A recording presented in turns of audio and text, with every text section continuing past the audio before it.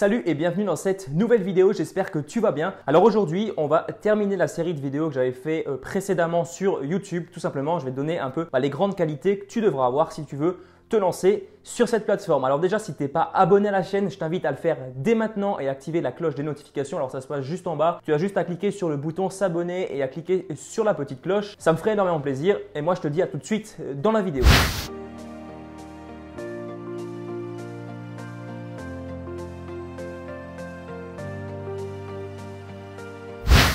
Alors la première chose à savoir si tu veux réussir sur YouTube, c'est qu'il va falloir que tu changes un peu ton état d'esprit par rapport à la pensée commune sur YouTube. Alors je m'explique, c'est pas forcément clair, voilà. Aujourd'hui pour beaucoup de personnes, YouTube est une plateforme surtout de divertissement, de vidéos à regarder le soir après le boulot, juste pour s'occuper, pour occuper son temps libre. Mais par contre pour d'autres personnes, YouTube est une plateforme grâce à laquelle tu vas pouvoir apprendre des choses. Ça peut être par exemple des formations, ça peut être, je sais pas, apprendre à cuisiner, etc., etc. Il y a énormément d'options. Et donc en fait, ce que tu vas devoir faire, c'est qu'il va falloir que tu raisonnes autrement que les gens qui veulent se lancer sur YouTube plutôt dans l'optique d'avoir des millions d'abonnés. Mais toi, il va falloir que tu raisonnes différemment. Ça veut dire qu'au lieu de te lancer pour faire un peu le buzz, pour être célèbre, tu vas te lancer plutôt en ciblant une catégorie bien précise de personnes. Donc ça veut dire qu'au lieu d'avoir des millions d'abonnés, eh bien, tu vas te concentrer donc sur une thématique en particulier. Ça peut être par exemple la musculation à domicile. Tu vas te concentrer là-dessus et tu vas tout simplement vendre des prestations de services ou des produits à ton audience. C'est beaucoup plus rentable par exemple que d'aller obtenir des millions d'abonnés et de vivre de la publicité YouTube qui paye vraiment pas grand-chose. C'est environ 50 centimes. Alors non, ça a même baissé, c'est 30 centimes pour 1000 vues après impôts et taxes. Donc c'est vraiment pas grand chose, il faut énormément de vues. Donc toi, il faut vraiment que tu raisonnes différemment et que tu partes du principe que c'est possible sans aucun problème de vivre de YouTube avec moins de 1000 abonnés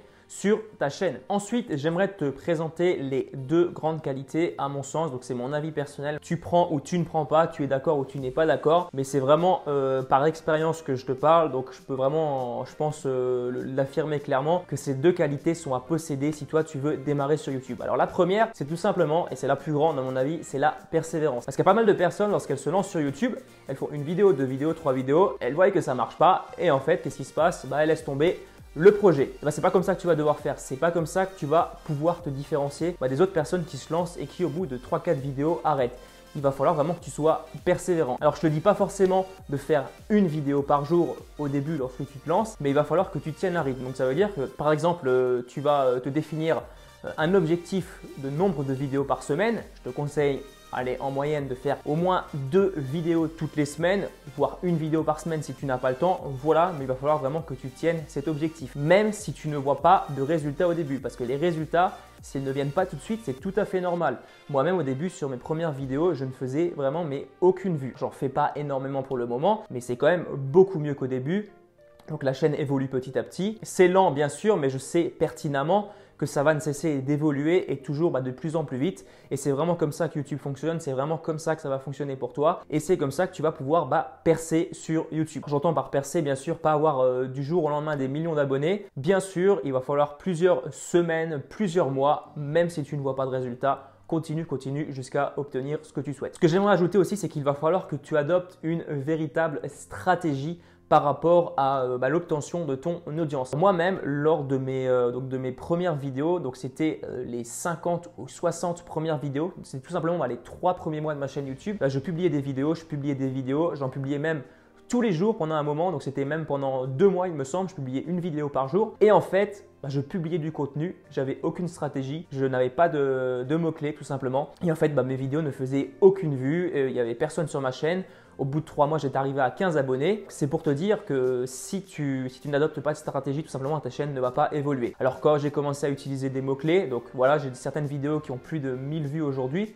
Enfin, une notamment qui a plus de 1000 vues, donc c'est pas énorme, mais c'est déjà beaucoup mieux qu'au début, de mes premières vidéos qui faisaient 30 vues. Donc voilà, il faut vraiment que tu adoptes une stratégie efficace, donc 2 mots-clés, premièrement, et une stratégie également par rapport à la recherche de tes abonnés. Parce que tes abonnés, Bien sûr, avec les mots-clés, ils vont rechercher des requêtes sur YouTube. Ils vont peut-être tomber sur tes vidéos. Mais il y a également d'autres stratégies pour pouvoir gagner plus d'abonnés. Et voilà, tout simplement, il va falloir que tu mettes tout ça sur papier et que tu te tiennes vraiment à cette stratégie. Ça ne sert à rien de publier plein de vidéos si derrière tu n'as pas de moyens pour que des personnes voient tes vidéos. La deuxième qualité que tu dois absolument, à mon sens, voilà, après peut-être que tu l'as déjà, pour ma part au début c'était un peu difficile. Donc si tu démarres sur YouTube, il va falloir absolument que tu sois fort. Déjà, premièrement, comme je te l'ai dit, ça ne va pas être facile au début, donc il va falloir être persévérant. Donc ça demande une certaine force quand même. Mais en plus de ça, tu vas avoir des gens sur ton chemin qui vont un peu te barrer la route, ce que j'appelle tout simplement les haters, donc les guerriers du web. Et ils vont venir te dire ce que tu fais, c'est de la merde, que tu ferais mieux de rester chez toi et que tu ferais mieux de continuer à travailler tout simplement comme tout le monde, arrêter de raconter des conneries sur YouTube. Des gens comme ça, tu vas en rencontrer, tu vas rencontrer des commentaires complètement pourris, mais il va falloir vraiment que ces commentaires tu n'en tiennes vraiment mais absolument pas compte. Ça ne sert à rien de répondre à ce genre de commentaires. Ça ne sert à rien de te laisser influencer un peu par ces personnes qui vont te balancer des dislikes à chaque vidéo. Il faut vraiment que tu restes focus sur ton objectif.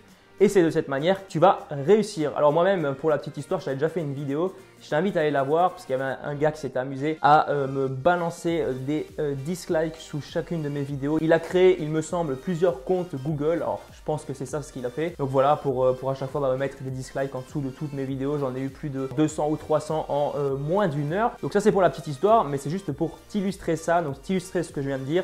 Ce genre de situation, tu peux très bien te retrouver dedans. Tu as des gens qui ne vont pas être d'accord avec ce que tu vas dire. Et la plus grande erreur que tu puisses faire, c'est tout simplement d'essayer de plaire à tout le monde. Et sur YouTube, malheureusement, ça ne va pas être possible. Il y a toujours des gens qui ne vont pas être d'accord avec toi. Donc, il faut vraiment que tu te concentres, encore une fois, je le répète, mais sur ton objectif final. Donc voilà pour cette vidéo, voilà pour ces quelques petits conseils.